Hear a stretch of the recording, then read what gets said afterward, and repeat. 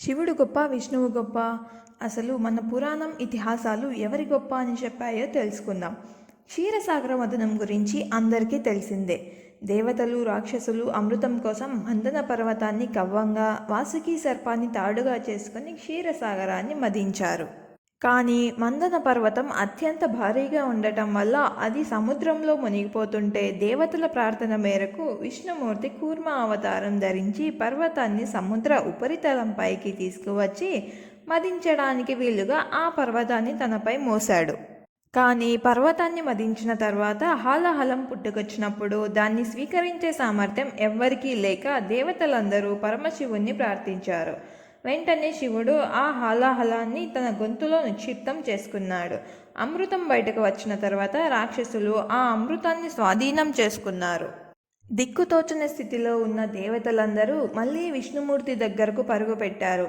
ఆ సమయంలో విష్ణుమూర్తి మోహిని అవతారంలో రాక్షసుల దగ్గరకు వెళ్ళి వాళ్ళను మైమర్పించి అమృతాన్ని తీసుకువచ్చి దేవతలకు ఇచ్చాడు. మరొక సమయంలో శివుడు భస్మాసురుడికి వరమిచ్చి చిక్కుల్లో పడ్డప్పుడు విష్ణుమూర్తి మోహిని అవతారం దాల్చి పరమశివుణ్ణి కాపాడాడు. అదేవిధంగా బ్రహ్మదేవుడు విష్ణుమూర్తి మధ్య వైరం ఏర్పడినప్పుడు పరమశివుడు అగ్నిలింగం రూపం దాల్చి వారిద్దరికీ కనువిప్పు కలిగించాడు. ఇలా పరమశివుడు, విష్ణుమూర్తి వారి వారి సమయాల్లో వారి గొప్పతనాన్ని ప్రదర్శించారు. అసలు స్కంద పురాణంలో శివుడికి, విష్ణువుకి ఎటువంటి భేదం లేదని క్లియర్గా చెప్పబడింది. అంతేకాకుండా శివకేశవుల ఇద్దరికీ భేదం లేదని చెప్తూ ఒక శ్లోకం కూడా ప్రసిద్ధి చెందింది.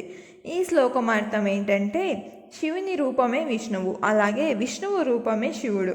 శివుని హృదయంలో విష్ణువు కొలువై ఉంటాడు, అలాగే విష్ణువు హృదయం అంతా శివుడే ఉంటాడు. విష్ణువు శివమయుడునట్లుగానే శివుడు కూడా విష్ణుమయుడే. వీరిద్దరికీ భేదం చూపనంత వరకు శుభం, ఆయుష్ కలుగుతాయి. దీన్ని బట్టి అర్థం చేసుకోవాల్సింది ఏంటంటే, శివకేశవులు ఇద్దరు ఒకరి మనసులో ఒకరు కొలువై ఉన్నారు. మీరు విష్ణువుని దూషిస్తే శివుడి కోపానికి గురవుతారు, అలాగే శివుని దూషిస్తే విష్ణువు ఆగ్రహానికి గురవుతారు. హరిహరాదులు ఇద్దరు ఒకే నాణంపై ఉన్న బొమ్మ గొలుసు లాంటివారు.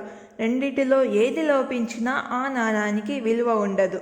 ఈ వీడియో మీకు నచ్చినట్లయితే లైక్ చేయండి, అండ్ మీకు ఎవరంటే ఇష్టమో తప్పకుండా కామెంట్ చేయండి. Thanks for watching.